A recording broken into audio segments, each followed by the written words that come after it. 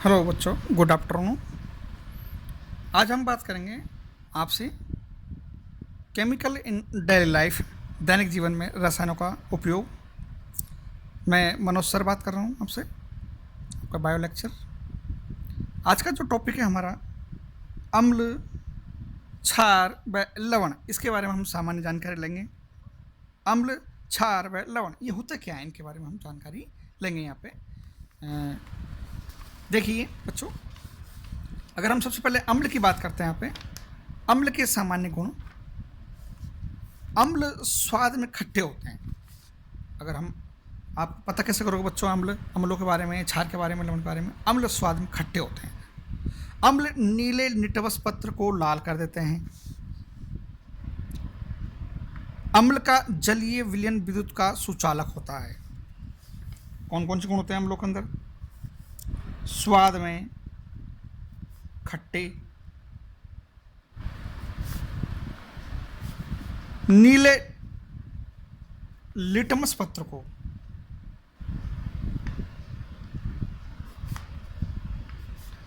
को लाल कर देते हैं ये, और जलीय विलयन विद्युत का सुचालक होते हैं ये। विद्युत कैसे होते हैं ये? विद्युत के प्रति कैसे कैसे व्यक्त करते हैं ये? सुचालकता व्यक्त करते हैं ये, व्यक्त करते हैं। अम्ल संसारक होते हैं, अर्थात जंग को हराने का कार्य करते हैं ये।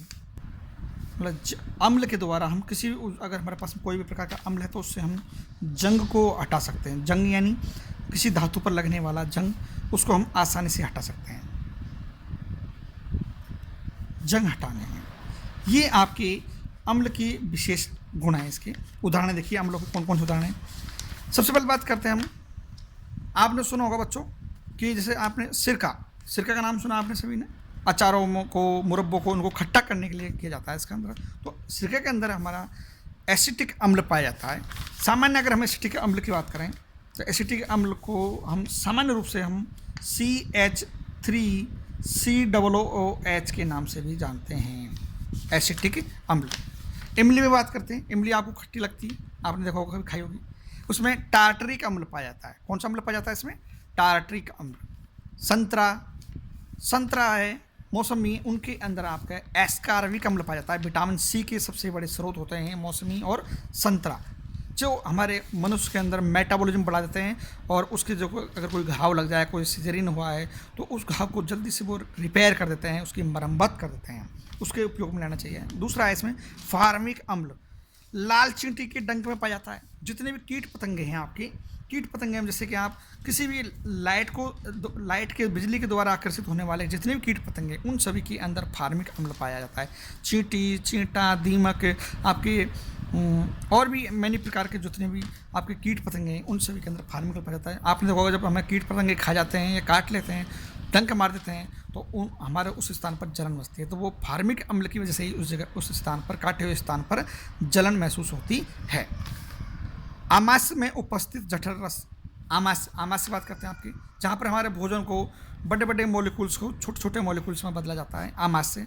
इसको हम, उसके अंदर हाइड्रोक्लोरिक अम्ल पाया जाता है। हाइड्रोक्लोरिक अम्ल का जो फॉर्मूला है वो HCl होता है, हाइड्रोक्लोरिक अम्ल। ये प्रबल अम्ल के अंतर्गत भी आता है, प्रबल अम्ल भी कहते हैं इसको, हाइड्रोक्लोरिक अम्ल, प्रबल अम्ल। अब हम आपसे बात करेंगे, हमारा जो नेक्स्ट टॉपिक है यहाँ पे, प्रबल अम्ल व प्रबल क्षार। प्रबल अम्ल और प्रबल क्षार क्या होते हैं उसके बारे में बात करेंगे आपसे। देखिए, प्रबल अम्ल वह अम्ल जो जलीय विलयन में पूर्ण रूप से आयनित हो जाते हैं। वह अम्ल जो जलीय विलयन में पूर्ण रूप से आयनित हो जाते हैं, प्रबल अम्ल कहलाते हैं। उदाहरण इसके, प्रबल अम्ल के जो उदाहरण हैं आयनित होने वाले पूर्ण रूप से, HCl है, H2SO4 है, सांद्र सल्फ्यूरिक अम्ल बोलते हैं इसको बच्चों। जो सबसे तीव्र प्रकार का आपका अम्ल होता है, इसको हम एसिड के नाम से भी जानते हैं। और HNO3 है, HNO3, इसको नाइट्रिक अम्ल के नाम से भी जाना जाता है। ये प्रबल अम्ल की श्रेणी के अंदर आते हैं बच्चों। दूसरा है आपकी प्रबल क्षार। प्रबल क्षार क्या होते हैं? देखिए, प्रबल क्षार वह क्षार जो जलीय विलयन में पूर्ण रूप से आयनित हो जाते हैं। प्रबल क्षार जो वह क्षार जो जलीय विलयन में पूर्ण रूप से आयनित हो गए, पूर्ण आयनित होना, पूर्ण आयनित होना जलीय विलयन के अंदर। तो इसके जो मुख्य रूप से उदाहरण क्या है इसके, अब देखिए क्षारों की बात करते हैं। NOH और KOH, इसकी बात करते हैं हम। सोडियम हाइड्रोक्साइड होता है आपका प्रबल क्षार, इसका जो pH है वो सबसे अधिक होता है, 14 होता है इसका मान। pH का मान, इसका pH क्या होता है, इसका मान 14। प्रबल क्षार की श्रेणी के अंदर रखा गया है इसको। KOH पोटेशियम हाइड्रोक्साइड, ये आपकी क्या है, आपके प्रबल क्षार है। इसी प्रकार से आपके दुर्बल अम्ल होता है और दुर्बल क्षार होते हैं, उसके बारे में हम डेफिनेशन लेंगे यहाँ पे बच्चों। देखिए दुर्बल अम्ल वह अम्ल जो जलीय विलयन में पूर्ण रूप से आयनित नहीं होते हैं। ये यहाँ पे क्या होता है, ये आयनित नहीं होते हैं जलीय विलयन के अंदर, दुर्बल अम्ल कहलाते हैं। जैसे कि उदाहरण की बात करते हैं हम, CH3COOH, ये आपका दुर्बल अम्ल है आपका। दूसरा उदाहरण है यहाँ पे आपका C2CO3, कार्बनिक अम्ल के नाम जानते हैं इसको, H2CO3 बोलते हैं इसको, हम कार्बनिक अम्ल बोलते हैं इसको। अगर हम बात करते हैं दुर्बल क्षार की बात करते हैं यहाँ पे, वह क्षार जो जलीय विलयन में पूर्ण रूप से आयनित नहीं होते हैं उन्हें हम दुर्बल क्षार कहते हैं। इसमें आपका जो उदाहरण है मुख्य रूप से यहाँ पे एग्जाम्पल्स की बात करते हैं यहाँ पे, तो NH4OH है आपका, अमोनियम हाइड्रोक्साइड है, मैग्नीशियम हाइड्रोक्साइड है Mg, और कॉस्टक OH और टाइप 2। तो ये क्या है आपकी दुर्बल क्षार है बच्चों।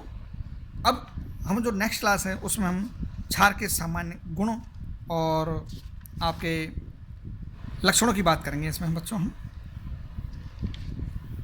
आज के लिए इतना बहुत है, थैंक यू।